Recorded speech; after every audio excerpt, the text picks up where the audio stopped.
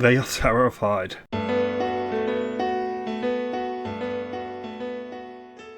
Good afternoon or good evening when this goes out. Thank you for watching. I hope you all are well.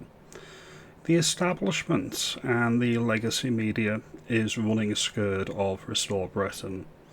Now, I've got a couple of clips to go through with you, but the first thing I want to say is no political party, whether it's an old party or a new party, is entitled to my vote. I am the true definition of a floating voter.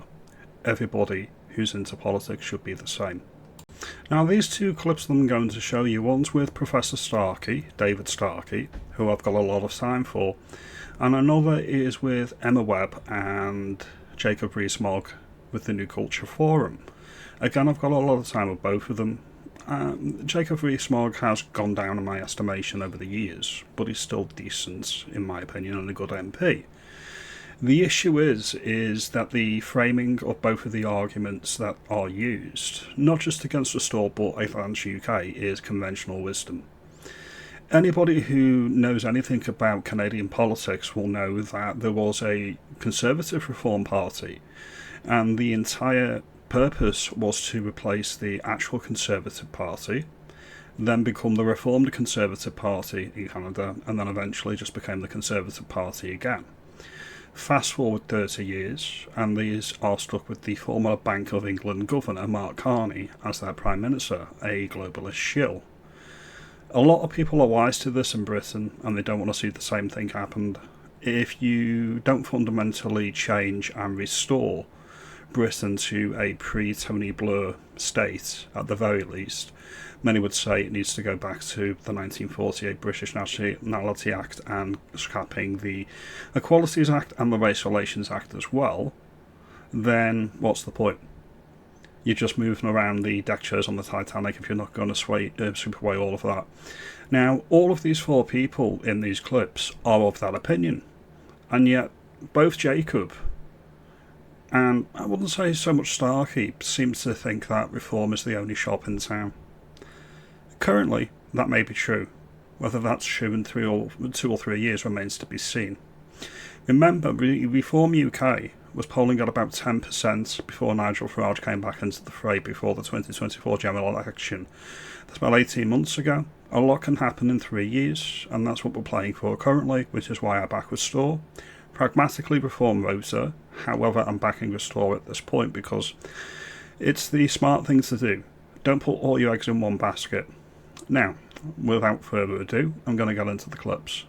You mentioned already that people don't feel as if they have any control over what the government does. It seems to be the rule of lawyers. We can't deport people for the silliest of reasons, children not liking chicken nuggets and that kind of thing. That sense that people have no democratic control, that democracy is effectively dead, that the trust, it's not just the trust in political parties, whether it's Conservative, Reform, or even Labour, the Uniparty. Do you think that that sense of powerlessness is what is driving this rise in nativist parties like Restore Britain? Well, I think beyond Reform, the new parties are of complete irrelevance. I don't think they matter, I don't think they'll get any support. But I think... But they might split the vote. Very. See, the typical politician answer. It doesn't actually address Emma's points about nativism or the connotations of that word or why the native British people feel disenfranchised from their own democracy. Completely sidesteps that and just says it's reform or nothing. Reform or nothing. Well, why? Conventional wisdom, conventional thinking. That's what led to David Cameron following on from Tony Blair and running with his Blairite reforms and not actually changing anything. Conventional wisdom is going to get us into trouble at this point. We need to be thinking big and thinking outside the box. Anything is possible, everything is to play for currently. Marginally, they're not going to do anything. Nigel Farage has taken 30 years to build up to reform. That's not true. That's not true. The idea that people who have just got into Parliament or who never got into Parliament, who are hardly known across the country, I like both. So he's talking about Ben Habib and Rupert Lowe. First of all, Well, Nigel Farage only got into the British Parliament in 2024. Always the bridesmaid, never the bride. That is his arc currently. He has never been an MP. He only became an MP at the same time as Rupert Lowe. He stood 7 times, never won a seat in the British Parliament, which is why nobody had to take him seriously, because he wasn't a threat. He was in the European Parliament doing his own thing and pretty much an irrelevance to the establishment, the established order. The two-party system, Tories and Labour, with a few Lib Dems thrown in for good measure. And then he moves on to the second point, that Nigel Farage is a known commodity. Most of the country know who he is. He's Mr. Brexit. Most of the country don't like him. So when he says Ben Habib and Rupert Lowe aren't known, that's not an issue. That's not a detriment. That is a asset. Most people have not made their minds up about Rupert Lowe. This is a positive thing. Why is he shilling for Reform UK? Is it because some of his old buddies, like Jenrick and Nadine Dorries, have jumped ship to Reform UK? And my prediction is right. My prediction is they want to do what the Canadian Reform Party did and usurp and replace the Tories and do that over here as well. That is what establishment containment looks like. And if you look at what Aaron Bassani said recently on social media, all of the policies that have come out since the jettisoned Rupert Lowe essentially are what a establishment capture of a right-wing party looks like. I don't want to be mean to them, but I think their new parties are a complete waste of space and will not be taken seriously. If they were standing in the Gorton and Denton by-election, they would lose their deposits without question. This is the same thing that Nigel Farage is saying about Great Yarmouth First, which is running in the local elections this year. It remains to be seen at this point, but he's polling far and ahead of Reform UK in Great Yarmouth. And if they do win big in Great Yarmouth, that could be repeated lock, stock and barrel across the entire United Kingdom. They are counting on failure. They are writing Restore Britain off before they've even stood in a single election. This is hubris, this is arrogance, and this is the establishment shills looking to set the narrative. If they really were a irrelevance, why are they talking about us? Why are they talking about Restore Britain? They'll be getting the sort of 400 or 500 votes the Monster Raving Loony Party gets. They are not serious players. And why they're doing it, I don't know. Again, that just sounds like cope to me. It sounds like copium. It really does. But I think there is concern, and that's been leading to reform. That's why reform has done so well, that you might get something that will change politics that way. My worry is what happens if Nigel wins the next election and then gets absorbed by the blob on day one, of which there is of course a risk. And the latest economic policy from reform indicates that risk is much greater than I had previously thought. So here's the thing with all 4 of these players. They know that the Blue Light Project needs to go. They know that needs to end. And it's been a huge measure of constitutional vandalism that's been imposed on Britain. But he's still backing reform. This is a typical Tory thing. They'll say the Tories are awful, the Tories are appalling, they're absolutely the worst of the worst. But Labour is slightly more evil than Tories, so you've got to vote blue. And I'm done with that. So that's the first clip. Now the second clip is a bit more sympathetic because they're not actually calling out Restore Britain directly, but they are referring to the Gorton and Denton by-election. So I'm going to play that clip now.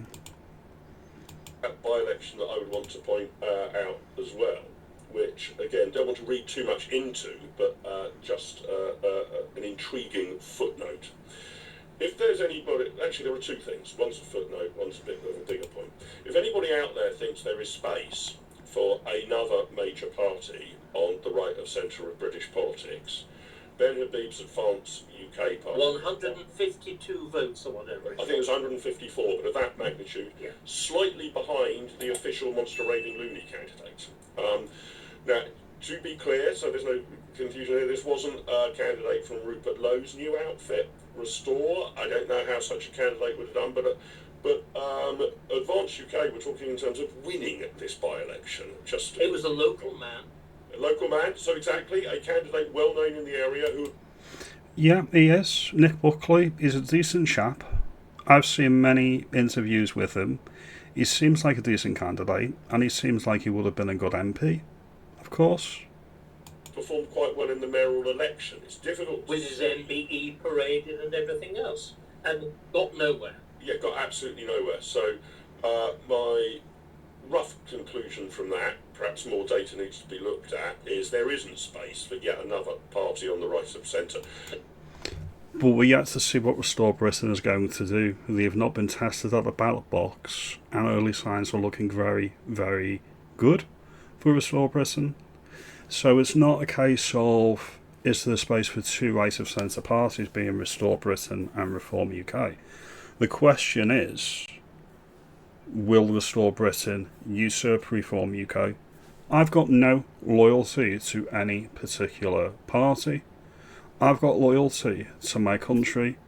The vehicle for getting the change that the country desperately needs is up for grabs. With Restore Britain, with Rupert Lowe, what you are getting, in my view, is the genuine article. He said he'll do the grooming gang inquiry, and he did that. He attends Parliament all the time. He donates his salary to charity. And he doesn't flip-flop on anything. But Farage, as I say, he's a weather vane, and you never know what Farage you're going to get. He's already committed to not undoing any of the blowout institutions, and if you're not going to do that, what is the point? Indeed, it's suicidal. Yeah, I mean, actually, it didn't turn out to be suicidal because of my second point. That you and I often agonise a lot, and it often comes up at the meetings that we're speaking at, David. Oh, what sort of electoral alliance or pact is needed in order that we don't sort of split the vote? And, you know, one could have imagined in a parallel universe that Reform narrowly lost this seat, that the Conservatives got, 15% of the vote, that Advance UK got 7% of the vote, and you're looking at the numbers and thinking, my God, if we just put all this together, our side of the ledger would have won rather than the other side of the ledger. However, turns out the electorate are pretty smart, aren't they? The Conservatives reduced to 2% of the vote. I think it was actually 1.9% of the vote. Is that their very worst result? Could it? I think it is. Now, I am pragmatic. If I had an election this year because Restore Britain isn't running, it would be Reform by default. We can do better than that. This is the issue. Reform UK have got really, really soft and really, really complacent, and they are hemorrhaging votes. The Gorton and Denton by-election, I think personally, wasn't the Greens winning. It was Reform losing. It's a very similar constituency to mine. In Manchester, that seat, my seat's Runcorn and Helsby. They should have pipped it, just like they pipped my seat, but they didn't. They came second, and it wasn't even close in the end. What's changed? What has changed? They've got soft people, the hardcore, the true believers in actual, real, noticeable change for the betterment of Britain, have lost faith. That's just my view. Please comment below if you agree. Their very worst, Caerphilly was similar, but it's going to be down there. I mean, it's an epically low share of the vote. An alternative right-wing candidate in the form of Advance UK made no progress. And you're probably, by the way, if you're looking at that residual Conservative vote, that's likely people who have firmly decided they would never vote Reform, right? But the turnout was only 47% of registered voters, so not only did the majority not vote, apathy won again. This is the issue. Restore Britain seems to be looking to tap into the disaffected, the people that aren't inclined to vote usually, alright? That's the differential between the 2024 general election and the Brexit referendum in 2016. Is about, I think it's about 13% of the vote. I think about 73% turned out for Brexit, and then 59% turned out for the general election in 2024. About 13-14%. That's between 5 and 6 million voters. That's enough to flip most seats in the country. Alright? And then you think about the people that not only didn't vote for Brexit, but don't vote at all. And then you factor in siphoning votes from the 60% that the Uni Party, and I do include Reform UK in that Uni Party, seems to be playing for. All this tacking to the centre that Reform UK is doing is trying to get the voters that usually vote. That may be more effective in a short-term way, but it could be a losing strategy in the longer term. Right, so had there been no Conservative on the ballot paper, I'm not sure those 700 or so people would have fallen into Matt Goodwin's column, just as likely to fall into an opposing column. So perhaps we've actually seen on the right side of the spectrum here, although Matt Goodwin fell miserably short of winning, but the electorate had worked out, the right of centre electorate, the only show in town here is Reform. Currently. I'll end this here. So as you can see from the clips, and anybody who knows anything about Professor Starkey says we need to roll back the blowout reforms. And so does Jacob Rees-Mogg, but there seems to be labouring under the delusion that a new party can't actually replace reform. Reform didn't take 30 years to build, alright? It took about 2 or 3 years to build. And this is the position that Restore Britain is in now. From their point of view, and my point of view as a Restore Britain member, this is all positive. All I'm seeing here is a large amount of they can't possibly do it, writing them off before they've even begun. This is a big mistake. It may be David against the Goliath, but look at the character of the David that we've got, alright? Look at the character of Rupert Lowe. He's inspired something that I've lost in politics quite a while ago, and that's actually trusting somebody and trusting that they are going to do the right thing. That's potent. And if I see it as a disaffected voter, a floating voter, many people all over the UK, many people all over Britain are going to be seeing the same thing that I'm seeing. As always, your mileage may vary. I hope you found I've been fair and balanced. Like and subscribe, do all that good stuff, and you let me know if I'm right in the comments below. No opinion is invalid. I want an open discourse. Have a good day.